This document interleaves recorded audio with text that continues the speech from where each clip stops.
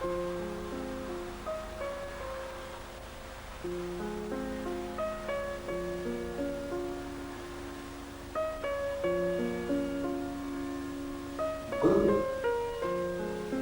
вечерний час.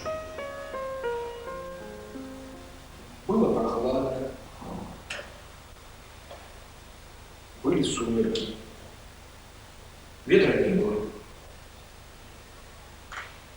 Была тишина. Только рев реактивного истребителя над самой головой. Ну, пролетел. Снова тихо.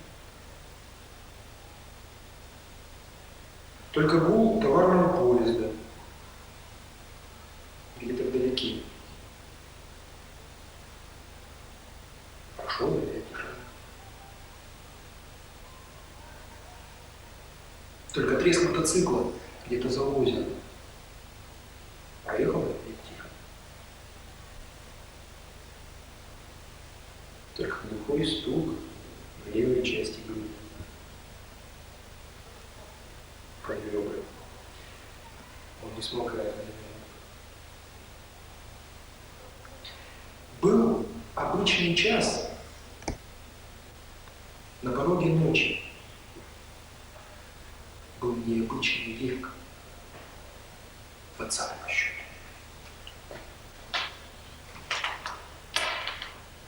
Я не понимаю. То она прогуливается в черной сумочке, в черных чулках, в белых волосах. То она лежит без памяти на операционном столе. Не видно, как пульсирует ее сердце. Кровавой тяжести. То на пляшет до упаду на чьей-то свадьбе, и парни проживают ее глазами, а то просто стоит перед ней спокойно, прямо, ни в кем не красный. Но всегда она чуть-чуть печальна, радость человеческая. Вкушая радость, будьте внимательны. Она как вещь, немного мудрости.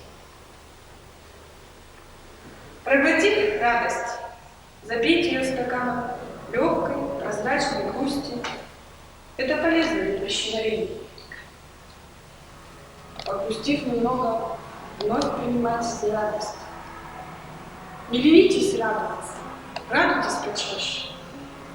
Не стесняйтесь радоваться, радуйтесь откровенно.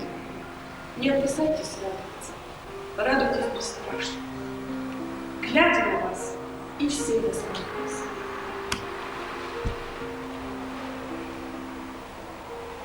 Протяни на твою ладонь упадет дождевая капля. Протяни руку, и на твою ладонь сядет стрекоза, большая зеленая стрекоза. Только протяни руку, и на твою ладонь спустится райская птица ослепительной красоты, настоящая райская птица. Так протяни же руку, чего ты стесняешься? Ты же не нищий. Постой минутку с протянутой рукой, и кто-то положит на твою ладонь свое пылкое, восторженное сердце. А если положит камень, не обижайся, будь великодушным.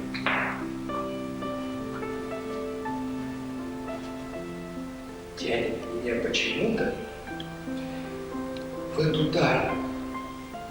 И вроде бы нет ничего особенного. Типичная же даль. Тянет.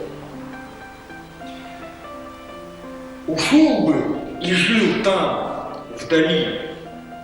Все дела какие, все дела. Смотрю вдаль, вздыхаю.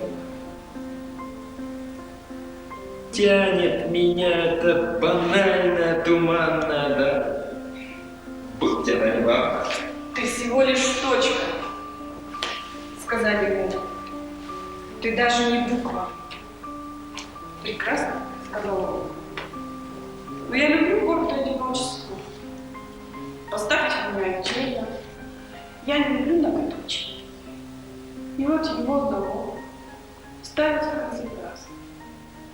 Совершенно бессмысленная, дурацкая фраза. Стоит, закусив губу. Хорошо быть обезьяной. И попугаем хорошо быть, и крысой, и комаром, и амебой. Плохо быть человеком. Все понимаешь.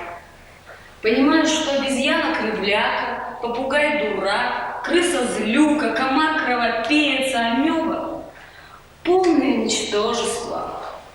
Это удручает. Вхожу в чертоги зла.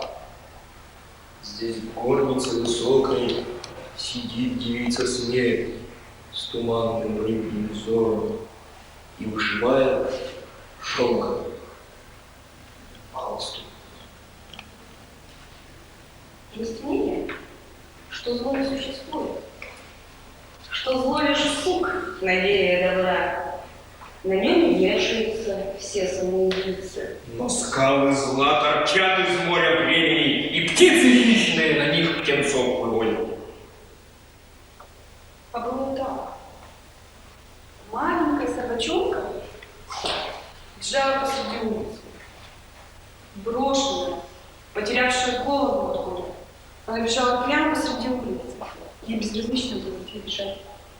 И все силы зла, все темные силы зла, все кровожадные силы зла взирали на нее, предвкушая ее скорую гибель. Ну, трамваи тормозили, такси тормозили, грузовики тормозили, и силы зла морщились от досады. Вот как-то.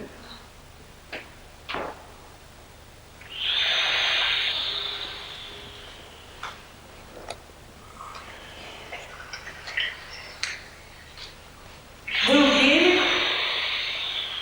было небо. Было море. Старик закидывает мелочь.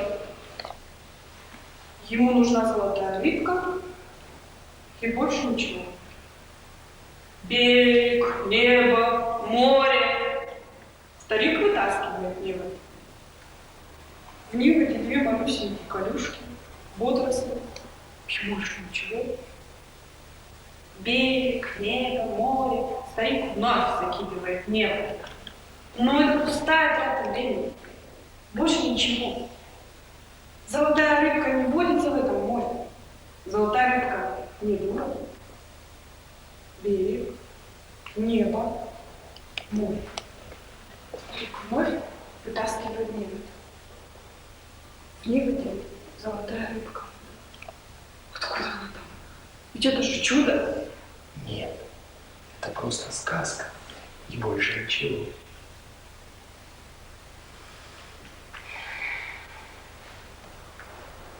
Гулял по радуге какой-то человек. Бродил по красному, шагал по синему, топал по желтому и улыбался. И рядом с ним гулял какой-то пес. Бегал по красному, носился по синему, обнюхивал желтое и повизгивал от удовольствия. И больше на радуге не было ни людей, ни собак, только эти двое и были. А бывает так. Купаешься в озере и ни о чем не думаешь. А он где-то негромко за лесом, будто смущаясь. Бом, бом. А потом еще разок. Бом, бом. Еще раз. Бом, бом. Все напоминает, будто я и сам не помню. Все остерегает, будто я и сам неосторожен. Все заботится обо мне, будто я сам о себе не позабочусь. Но вообще-то он неплохой колокол. С отличным звуком. Вообще-то даже он хороший колокол. С доброй душой. Вообще-то он надежный колокол. С таким не пропадешь. Признаться, мне повезло, что у меня такой колокол. У многих колокола гораздо хуже. Не так. Вовсе не так. А как? Да никак. Вот разве что ночью, в открытом море, под звездным небом, послушать шипение воды, скользящей вдоль борта. Вот разве что в море под небом полночным, наполненными звездами, и кликнуть его жизнь сколько. Вот разве что так. Или, может быть, утром на пустынной набережной, поеживаясь от холода, смотреть на большие баржи, проплывающие друг за другом. Или, может быть, утром у воды на гранитных плитах, подняв от них пальто, и стоять ни о чем не печатать. Вот разве что так, не иначе. Не так. Вовсе не так. Вот разве что ночью, в открытом море, под звездным небом, и слушать шипение воды, скользящей вдоль борта. Вот разве что в море, под небом, полночным, наполненным звездами, и плыть, не тревожась нисколько. Вот разве что так. Или, может быть,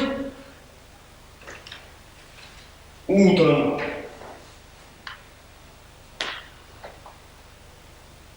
поеживаясь от холода, смотреть на большие баржи, плывущие друг за другом. Да, разве что утром на гранитных плитах у самой воды, подняв воротник пальто и стоять, ни о чем не печались. Вот разве что так, не иначе. Не так. Вовсе не так. Ну а как? Да никак. Жить будет дожить. Не торопясь и не хмурясь, не вызывая нездорового любопытства. Жить и не быть рыбой.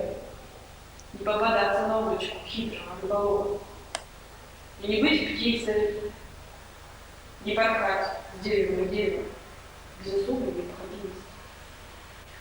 И не быть четвероногим. Не бегать, помашивая хвостом, без всякого толку. Жить и быть человеком, хотя, разумеется, это не так-то просто. Жить и не признаваться в жизни в любви. Еле и без того известно. Жить молчаливо, без излишней болтливости. И умереть спокойно, без истерики.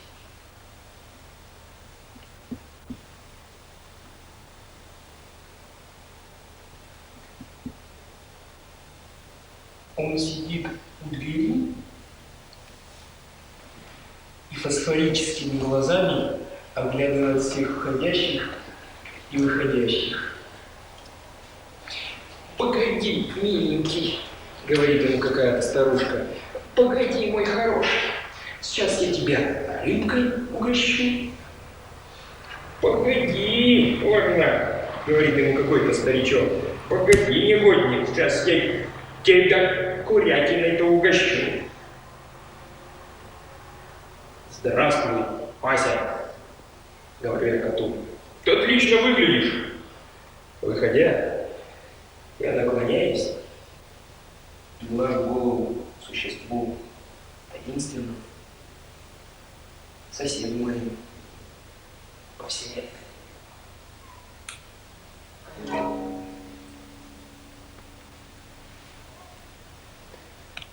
Вечером я любовался куполами Старокина, который был эффектно освещен и сиял на фоне сине-фиолетового неба. И вдруг я понял, что этот купол боится неба, от которого можно ждать всего, чего угодно. Что он боится звезд, которых слишком много. И вдруг я понял, что этот огромный позолоченный купол ужасно одинок. И это непоправимо.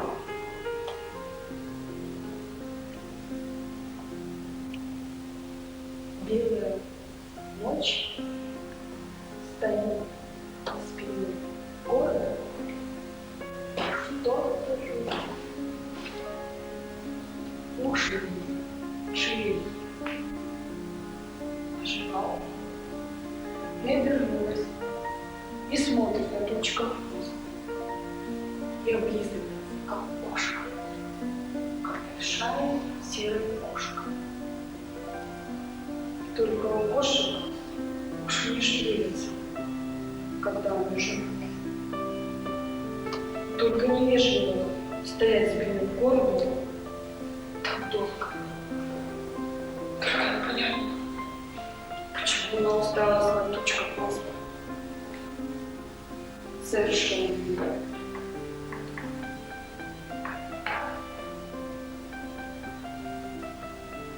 Хожу по весеннему городу, и в горле у меня булькает восторг. Но я виду не подаю. Хожу, криво ухмыляюсь. Думаешь, весна. Сажусь в весеннюю электричку, еду в весенней электричке, и в ушах у меня щелкна восторг.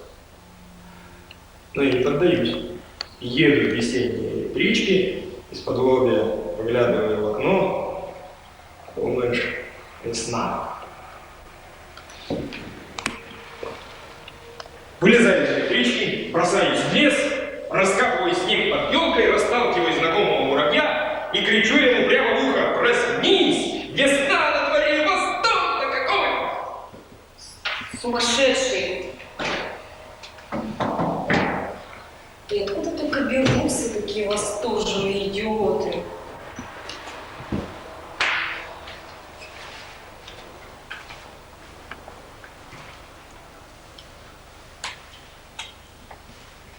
Если запрокинуть голову и смотреть вверх на медленно падающий снег, то может показаться Бог знает что. Но снег падает на глаза и тут же тает. И начинает казаться, что ты плачешь. Тихо плачешь холодными слезами. Безутешно плачешь, стоя под снегом, трагически запрокинув голову. И начинает казаться, что ты глубоко несчастен. Для счастливых это одно удовольствие.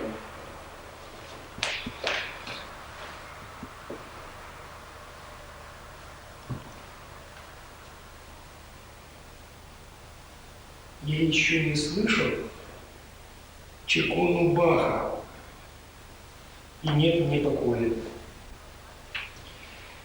Сижу в сквере на скамейке, и какая-то бабка в валенках подходит и говорит мне сокрушенно: «Касатик, ты же еще не слышал гениальную чекону Баха.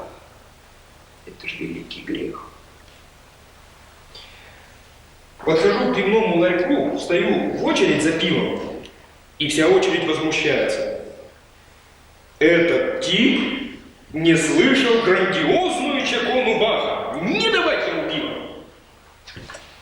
Выхожу к заливу, сажусь на парапет.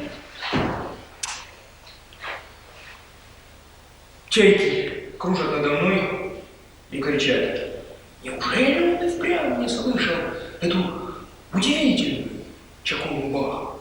Стыд-то какой, стыд!» Но тут ко мне подбегает совсем еще крошечная девочка. Не плачь, дяденька, говорит она мне. Я тоже не слышала эту удивительную Чукову-Бах. Правда, мама говорит, что от этого я плохо расту.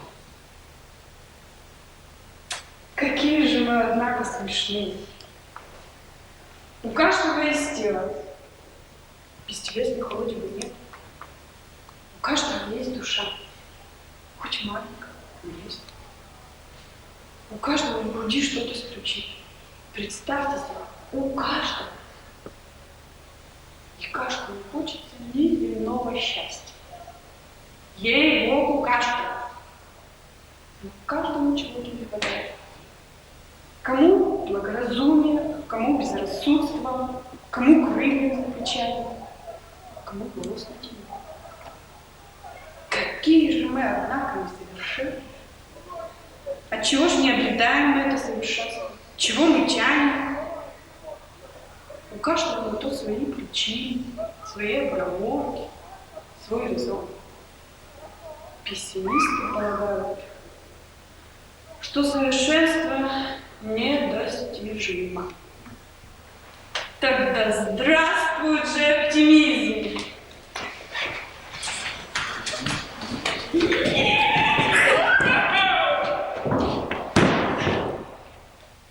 Накатила, обдала, залетела, захлестнула, отшвырнула в сторону, перевернула вверх тормашками, прокатилась и умчалась над головой. Стою, отряхиваюсь. Болен. Страшно. Редко накапывает.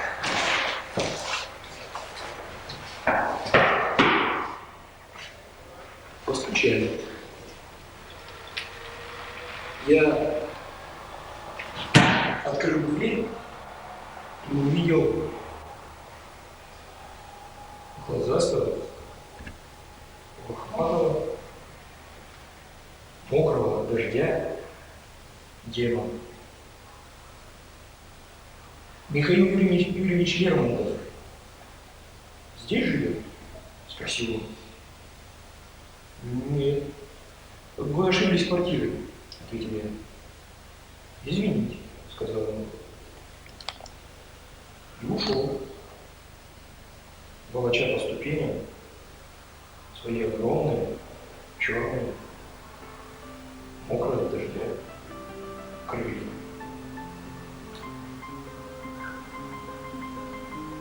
На лестнице запахло звезд. Это не ночь. Этим тьма. Это не фонарь на улице. Стало быть, это тень? Стало быть, это свет. Стало быть, это солнце на городе. Так открывайте дверь. Пора ее открыть. Всю ночь была закрыта. Но если это так, то распахните двери, отходите прочь, пусть входит кто захочет. Если войдет ребенок. Прекрасно. Если бежит кошка. Хорошо. Если ползает ребенок. Неплохо. А если ворвется ветер? Не сердитесь. Скажите. А, это ты? Спросите, какие новости?